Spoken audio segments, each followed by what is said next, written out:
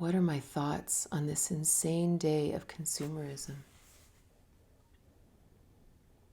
What a great question about at Christmas time, eh? To me, the funniest thing about consumerism, and I don't understand it, to be honest. I don't actually understand the big picture. You can look at the small things and say, consumerism creates all of this debt and it depletes our natural resources and it's a waste of time and energy, and we end up working so much just to buy things we don't need. And, we can sort of look at it that way. But for me, I kind of back up and I think, but it lives within a bigger structure. And the bigger structure is this idea of money, right? This idea that things, that power and success and security come from having money. And that money somehow matters. And then this jumps into some curious history of this idea of this kind of elite class or this aristocracy or this idea of kings and queens, and this idea that there are people who are above other people, and then the curious caste system that we understand in India, right? That we see that, but that it actually exists over the entire world, right? That there is this elite class, whether they're call themselves priests or whatever you want to call them, who then sort of have control of the government and the militia, and then below here are the doctors and the merchants and what have you, and then below here are the blue-collar workers and the manual laborers, and then all the people that don't matter because they don't contribute financially to those at the top. And the curious thing about the whole consumerist model is every single dime just gets funneled to the top through this very strange system of layering humans. And I don't understand it.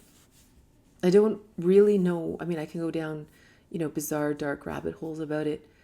But in the end, I don't get it. Like, it's almost like you look at the earth and you think, well, is this really just a weird training ground for our souls to sort things out?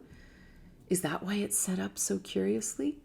Are we all sort of from different planets, but we all just look human and we have all these different characteristics and traits that some people kind of feed into the system and some people believe they're superior because they have this thing called money, which isn't even real. So then all of a sudden there's this entire program in the world that says you must spend money and give it to us. Here, we'll give you shiny things. Here, look at this. It's a bigger shiny thing. Just give us the money. Right? And it's such a curious thing because when you really just step back and you look at it and you think, isn't that weird?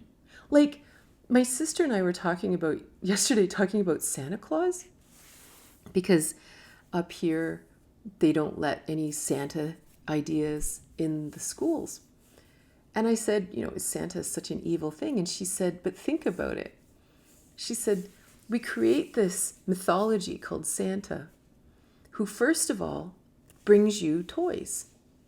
Well, where do people get the toys, right? You have to actually go and buy them.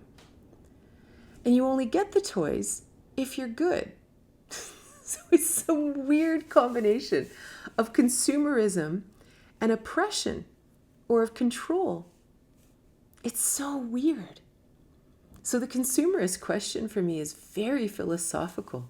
Like it's very, what is actually going on here? Because it's so interesting when we value things based on money, which doesn't really exist. It's like an in-between thing that we exchange with people. It of itself has no value, right? If I had $40,000 sitting in banknotes in my closet, I just have a bunch of paper in my closet.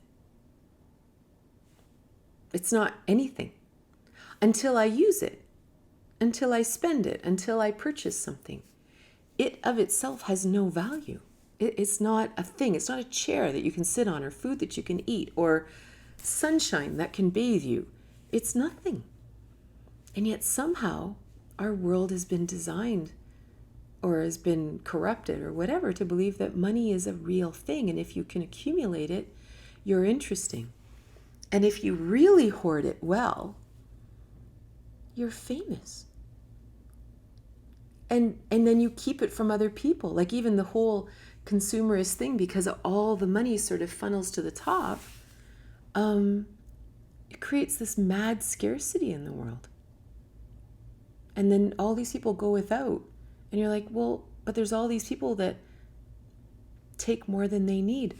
Like, for example, I think I told you guys this story of this Sufi. So there was this Sufi master, like a dervish, and very, very often these dervishes or these Sufi masters, they wouldn't care about money. They wouldn't care about anything. So for all intents and purposes, they kind of just look like bums, on the side of the road. And so this one Sufi is sitting on the side of the road one day, and this very wealthy merchant comes by, and the merchant says to him, I have so much respect for you and everything you do. I'd like to give you $1,000. And the Sufi master said, well, I don't know if that's a good idea. I don't know if I can morally take your money. And he said, well, what do you mean? And he said,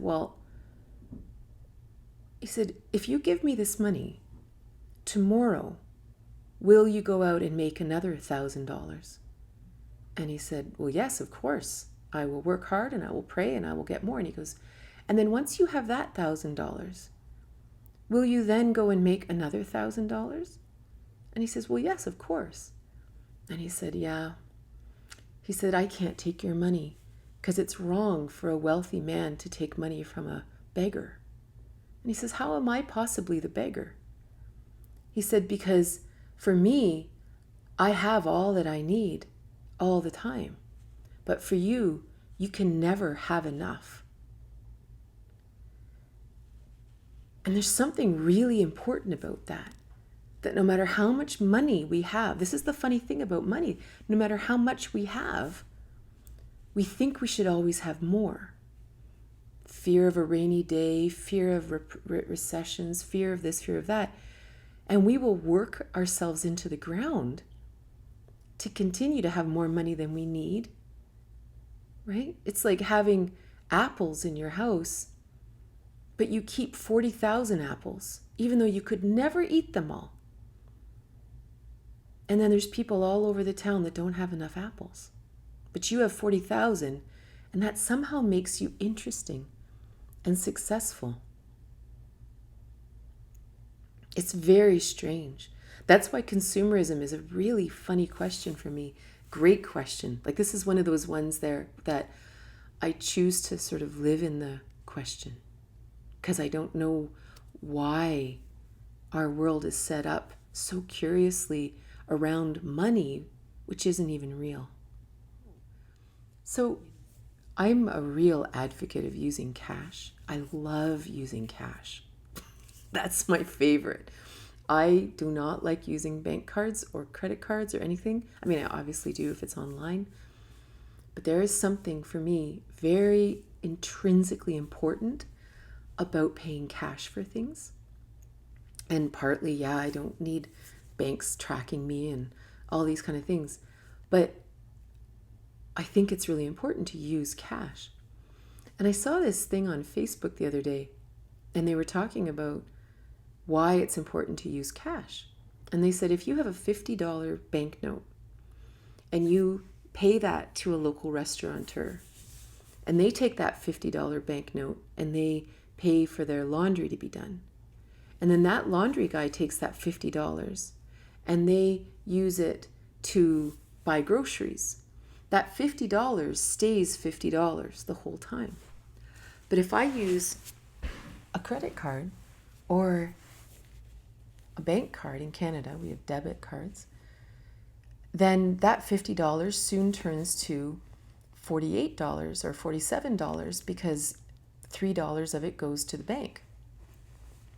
And then that guy uses $47 to go get the laundry on a bank card, and now it's $45. And the rest went to the bank. And after this $50 has gone through this about 10, 15 times, you actually only have $5 in flowing in as currency. The other $45 is now with the bank. And it's so curious the way it's all worked that way, right? So it's a great, great question. And so for me, it's just a case of sort of simplifying down to what we know for sure. And yeah.